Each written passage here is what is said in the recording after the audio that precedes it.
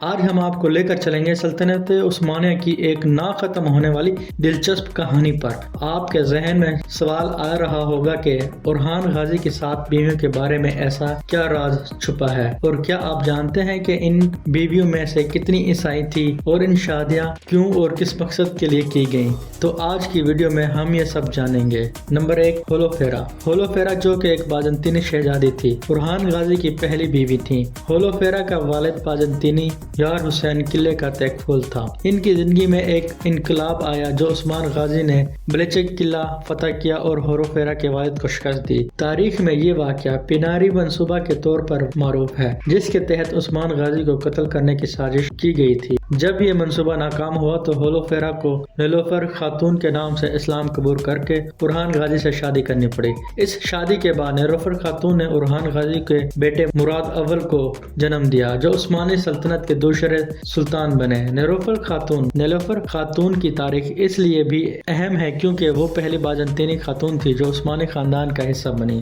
Number 2، اب آتے ہیں دوسری بیوی اسپورچا خاتون کی طرف۔ اسپورچا خاتون کی تاریخ میں بھی کچھ متنازع پہلو ہیں، کیونکہ کچھ مورخین کا کہنا ہے کہ وہ اورحان غازی کی پہلی بیوی تھیں، جبکہ دیگر کا کہنا ہے کہ یہ نیلوفر خاتون تھیں۔ اسپورچا خاتون ایک باجنطینی خاندان سے تعلق رکھتی تھیں اور ان کے والد باجنطینی ایمپیریل اینڈرونیکوس تھا۔ اسپورچا خاتون اور اورحان غازی کی شادی 1316 میں ہوئی۔ ان سے 3 یا 4 بچے ہوئے، جن میں ابراہیم بے، فاطمہ خاتون اور سلجوق خاتون شامل ہیں، لیکن ان کے ایک بیٹے قاسم کا بچپن میں ہی انتقال ہو گیا تھا۔ اسپورچا خاتون کا انتقال 1331 میں ہوا اور ان کا مقبرہ برسا میں موجود ہے۔ ان کی شادی سے عثمانی سلطنت کو سیاسی فائدہ حاصل ہوئے کیونکہ اس نے عثمانیوں اور باجنطینیوں کے تعلقات کو مزید مضبوط کیا۔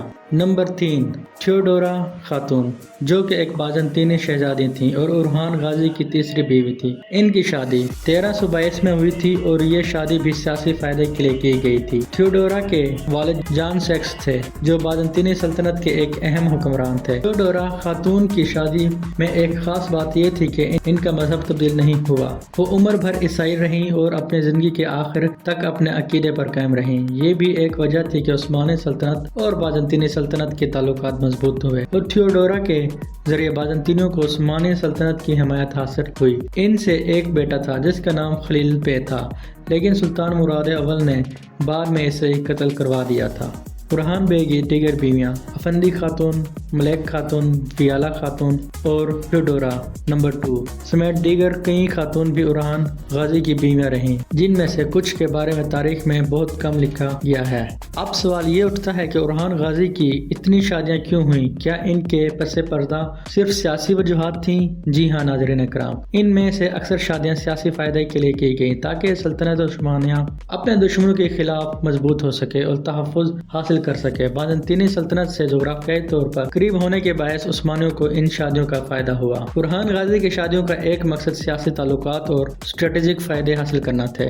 ان کی زندگی کے یہ پہلو ہمیں اس بات کا سبق دیتے ہیں کہ تاریخ میں کچھ فیصلے ذاتی نہیں ہوتے، بلکہ ایک بڑی سلطنت کی مصلحتوں اور استحکام کے لیے کیے جاتے ہیں۔ ان کی بیویاں، خاص طور پر نیلوفر خاتون اور تھیوڈورا خاتون، نہ صرف تاریخی اہمیت رکھتی ہیں بلکہ یہ عثمانی سلطنت کی سیاسی سفارتکاری کا حصہ بھی تھیں۔ اگر آپ کو یہ ویڈیو پسند آئی ہو تو کمنٹس باکس میں اپنی رائے کا اظہار کریں اور تاریخی روشنی کو سبسکرائب کرنا نہ بھولیں تاکہ آپ کو مزید ایسی دلچسپ تاریخی کہانیاں ملتی رہیں۔ اپنا خیال رکھیے گا۔ اللہ حافظ۔